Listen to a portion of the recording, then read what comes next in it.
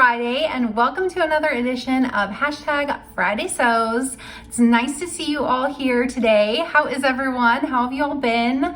It's been a minute since I've been here on YouTube, so let's catch up today. I'll give you the full scoop. So today I'll tell you about what I've been up to, which also kind of includes my upcoming plans because I'm kind of in the middle of a few things right now. So yeah, let's just jump into the good stuff. So what have I been up to? I have been doing some sewing.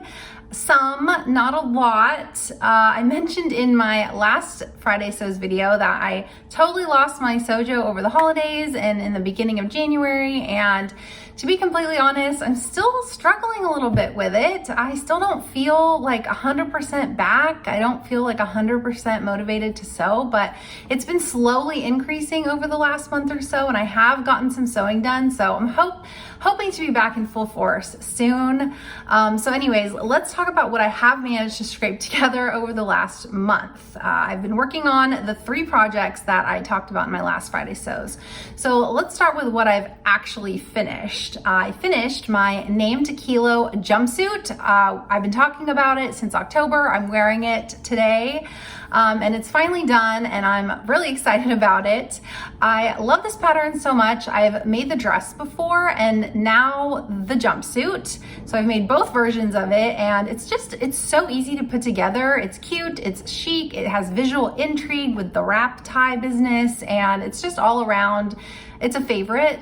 So I made it from this burgundy sweatshirt fleece from Girl Charlie. It was, I think, about $6.80 a yard. And the pattern as is for the jumpsuit, it has an open back, and I've said before, it's just not really functional for me. I just don't really need an open back right now. And I'm very proud to say I figured out a way to put a zipper in the back, and I think it's pretty good. I think I did a good job. So yeah, originally it has like this back vent that's finished with a facing for the jumpsuit version. In the dress version, you just sew it like a seam down the back. And so I looked on YouTube for a video about how to install a zipper with a facing, and then I just kind of figured it out from there. And I'm really happy with how it turned out. And my husband was even like, "Wow, girl, look at that zipper." And I'm like, "Yeah, thanks. I did it myself." Anyways, I've trained him really well. So okay, so I made a size 48 and I blended down to a size 44 at the hips based on my measurement. And I'm really glad I did that because there's just the right amount of fabric around my hips. I think it came out really good. And with the wide leg and the wrap ties, I think there's a potential for like a lot of bulkiness around like the hips and the waist. So that's good. That was a good choice. I do think that the top part is like ever so slightly small. The pattern as is supposed to be pretty fitted through the shoulders and through the arms, but the sweatshirt fleece, it's pretty stable and it doesn't really have a lot of stretch, maybe like 25 or 30%. And so there's just like not a ton of room to move around, especially compared to the waist and the legs being so loose fitting. And so I think I may consider even sizing up in the bodice next time just for like extra comfiness. And I would also, I think, lengthen the sleeves like an inch or 2. I think they're just like a tad short. The other fitting note is the rise feels a little bit short, and when I first tried it on, I had all sorts of like wedgie sort of feelings. But now that I've washed it and put it on again today, it actually doesn't feel that bad. So I'm gonna scratch that.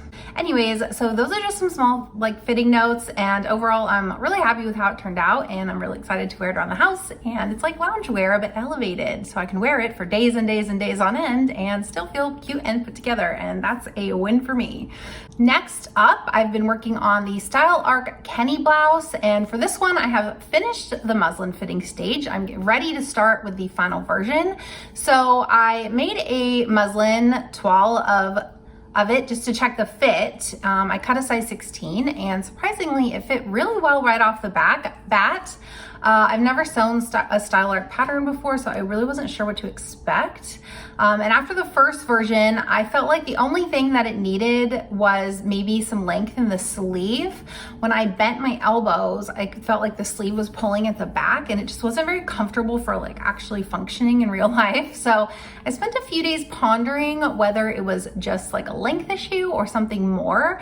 I ended up pulling out this vintage book that I have. This is Dress Design, Draping and Flat Pattern Making by Marion S. Hillhouse and Evelyn A. Mansfield.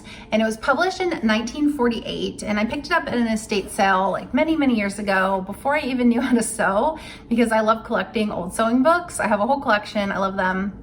Anyways, it has a whole section that breaks down all different kinds of fitting issues and what to do about them. So I was seeing these drag lines that started at my shoulder and they rotated down my arm, in addition to the pulling feeling that I was feeling in the back of the sleeve.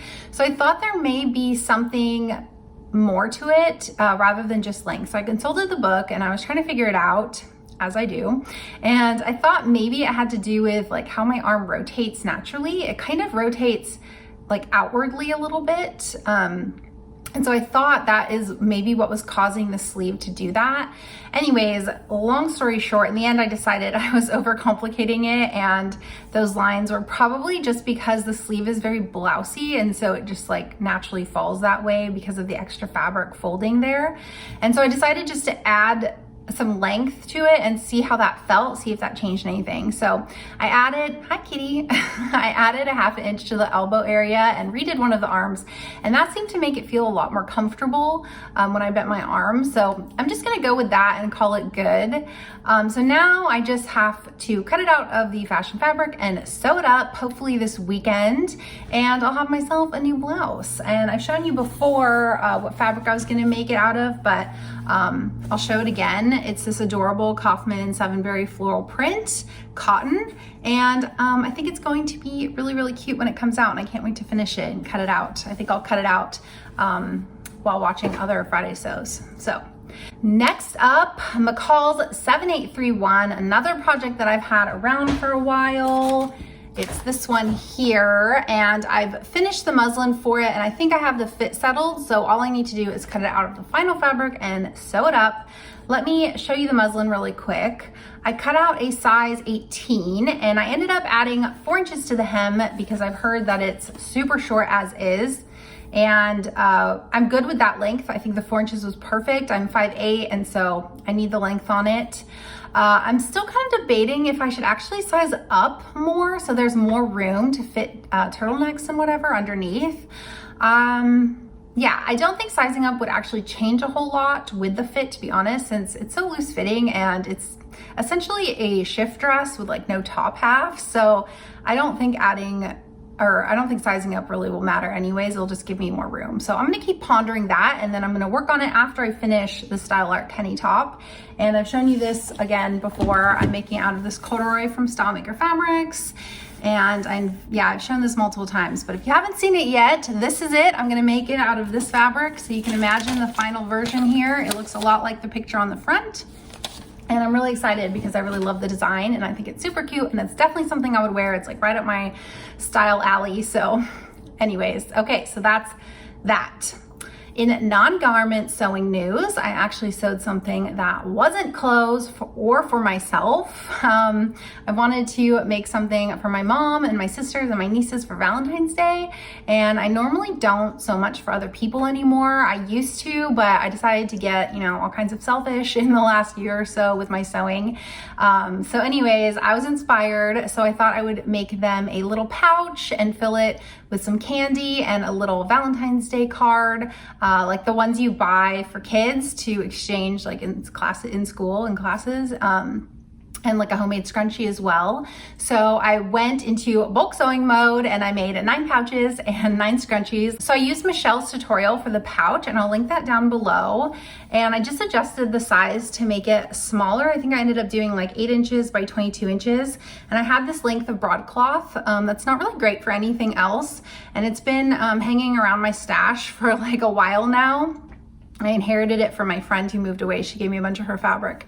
And so anyways, I actually put cute this is just like a sample sample twill tape that I put in here, but I used like red and blue and pink ribbon for the ties. So it was really, really cute. And then I used a scrap of velvet to make my sisters and my mom a velvet scrunchie, and myself too, I made one. And then I used this pink jersey knit with hearts on it for the kids scrunchies. And I had, both of these things were left over, so I got to use up some scraps. And this one was actually from some baby clothes that I made for one of my nieces when she was born. And I made these really cute clothes from this fabric and then some cactus jersey knit. And so I made her scrunchies from both of those fabrics. So it's kind of like a cute throwback to when she was a baby and the baby clothes I made her.